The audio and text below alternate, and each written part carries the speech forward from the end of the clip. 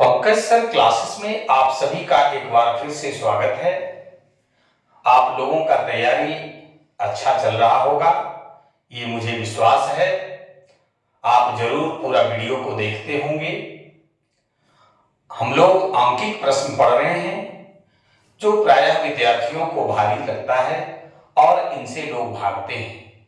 मैं उनसे गुजारिश करना चाहूंगा कि आप भागे नहीं, आप हमारे साथ बने रहें।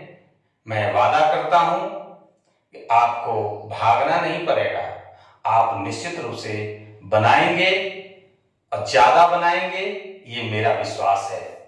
आइए हम लोग 2 चैप्टर वर्ग दशम के भौतिकी के 2 चैप्टर पढ़ लिया है और मैं आप लोगों को बता देना चाहता हूं कि उससे रिलेटेड एक भी प्रश्न बिहार बोर्ड का जो एग्जाम होगा 2024 में एक भी प्रश्न आपका छूटेगा नहीं। आगे आप बने रहें। अगर नए हैं तो सब्सक्राइब करें। आगे सारे विषयों की तैयारी आपकी कराई जाएगी, ये मैं विश्वास दिलाता हूं। और अगर भारी लगे, कोई परेशानी हो, आप कमेंट बॉक्स में कमेंट करें और वीडियो के अंत तक बने रहें। अगर अच्छा लगे तो लाइक और शेयर जरूर करें, अपने सभी साथियों तक जरूर पहुंचाएं। मेरा उद्देश्य सिर्फ और सिर्फ यही है कि वैसे घरों में दिया जलाना है जहां सदियों से अंधेरा था। आइए हम लोग आज का जो प्रश्न है उसको देखते हैं। बिल्कुल आसान तरीके से हम बार बार कहेंगे कि प्रश्न को पहले पढ़िए, प्रश्न को समझिए और प्रश्न में क्या दिया है सबसे पहले आप उसको नोट कीजिए और क्या मांग रहा है उसको नोट कीजिए। निश्चित रूप से आपको हल्का लगेगा। आइए कि निर्वात में प्रकाश की चाल, निर्वात में प्रकाश की चाल 3 × 10⁻⁸ मीटर पर सेकंड हो तो 1.50 अपवर्तनांक वाले कांच में प्रकाश की चाल क्या होगी। अब देखिए जो दिया है आप लिखिए पहले उसको, हम लोग उसको देखते हैं। हम लोग उसको पहले लिखते हैं कि निर्वात में प्रकाश की चाल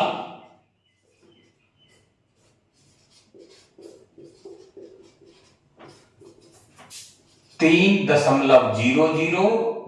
10⁸ मीटर पर सेकेंड। अपवर्तनांक दिया हुआ है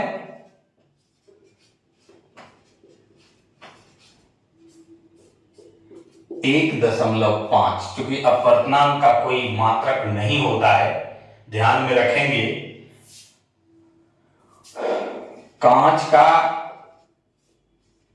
कांच में प्रकाश की चाल आपसे पूछा जा रहा है। अब आइए कि अपवर्तनांक का सूत्र होता है जो हम लोगों ने पढ़ा। जो लोग नए हैं आप सब्सक्राइब कीजिए, सारा वीडियो आपके पास चला जाएगा और आप वहां से देख सकते हैं। अपवर्तनांक बराबर होता है 0 में प्रकाश की चाल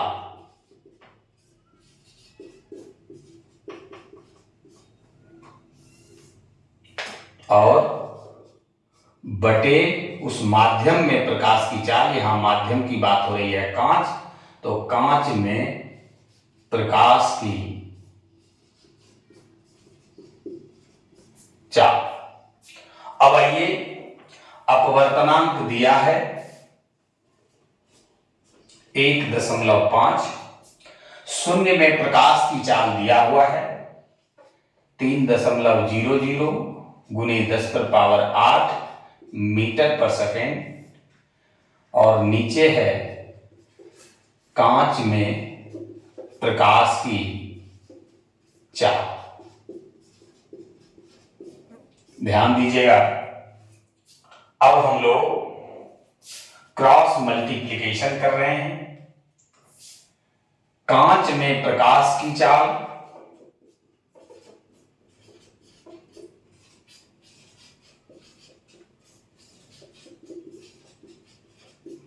और गुना 1.5 बराबर होगा 3.00 गुने 10⁻8 मीटर पर सेकेंड। इसलिए कांच में प्रकाश की चाल बराबर 3.00 गुने 10⁻8 मीटर पर सेकेंड। और ये गुना में है, बराबर के उस साइड ले चलते हैं तो ये भाग में आ जाएगा। हम लोग पक्षांतरण के नियम जानते हैं कि इधर अगर प्लस है उस पक्ष में ले जाएंगे माइनस होगा, अगर इधर माइनस है उधर ले जाएंगे तो प्लस होगा, इधर अगर गुना है तो इधर अगर ले जाएंगे तो भाग होगा, अगर इधर भाग है इधर लाएंगे तो गुना होगा। ये पक्षांतरण के नियम हैं। एक पक्ष से दूसरे पक्ष में अगर आप राशि को ले जाते हैं, कोई संख्या को ले जाते हैं, तो इस तरह से उसको बदलते हुए ले जाना है। यहां आप देखिए पक्षांतरण के नियम हैं। पक्ष अंतरण करने का नियम।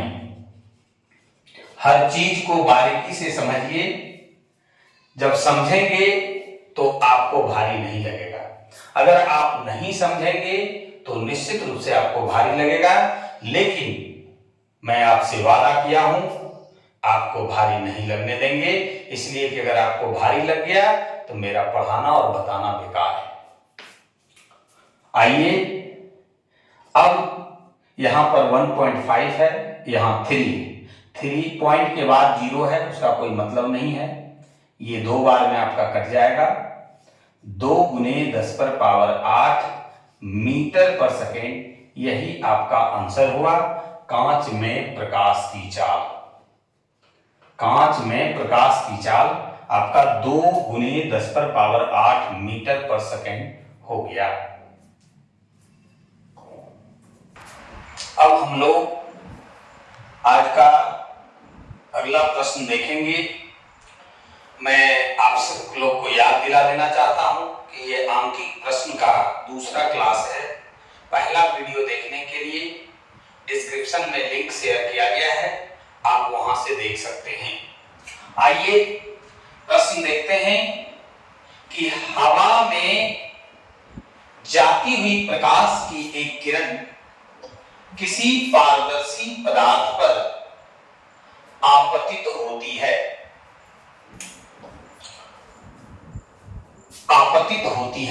यदि किरण अभिलंब से 45 डिग्री का कोण बनाती है और पारदर्शी पदार्थ में प्रवेश करने पर 15 डिग्री से मुड़ जाती है, तो पदार्थ का अपवर्तनांक निकालें। अब देखिए कि ये आपतित किरणें हवा से किसी पारदर्शी माध्यम, हमने कांच मान लिया कि उसमें जा रहा है, प्रवेश कर रही है। अगर कांच नहीं होता, अपवर्तनांक की घटना नहीं घटती, तो ये सीधे निकल जाती और आपतित किरण और अभिलंब के बीच जो कोण बन रहा है, आपतन कोण, ये 45 डिग्री का कोण बन रहा है। देख लीजिए कि पारदर्शी पदार्थ पर आपतित होती है यदि किरण अभिलंब से 45 डिग्री का कोण बनाती है।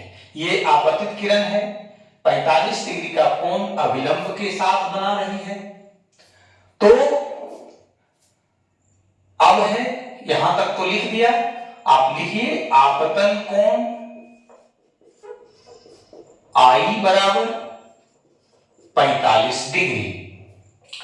अब दूसरा लाइन हम पढ़ते हैं, और पारदर्शी पदार्थ में प्रवेश करने पर, जब ये पारदर्शी पदार्थ में प्रवेश कर जाती है तो 15 डिग्री से मुड़ जाती है, क्योंकि अपवर्तन हो रहा है। अपने वास्तविक पथ से ये मुड़ रही है कितना, देखिए यही 15 डिग्री ये मुड़ रही है। ये हमारा जो अपवर्तन कोण R है, अपवर्तन कोण R बराबर, हम लोग जानते हैं कि ये 45 डिग्री, तो ये भी 45 होता, लेकिन अपवर्तन कोण क्या कर रहा है 45 डिग्री, और 15 डिग्री ये मुड़ रहा है, विचलित हो रहा है अपवर्तन के कारण, यानी 30 डिग्री।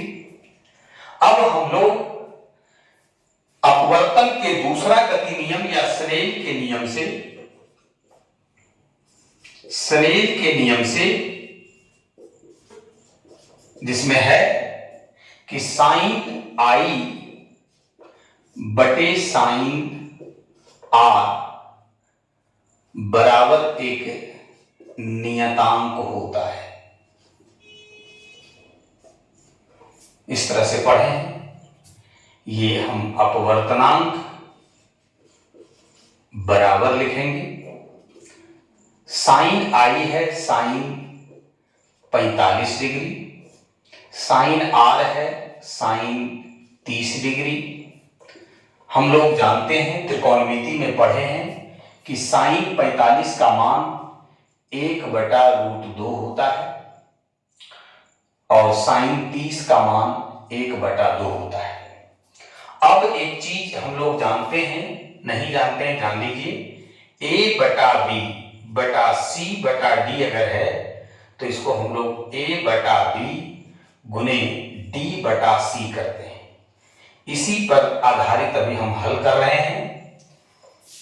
1/√2 और गुने 2/1। अब देखिए कि हम लोग 2 को 2/√2 आ गया। अब 2 को हम लोग लिख सकते हैं √2 गुने √2,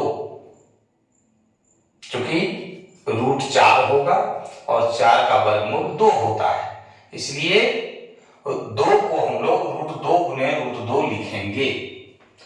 √2 गुने √2 अब बटे √2, ये कैंसिल हो गया।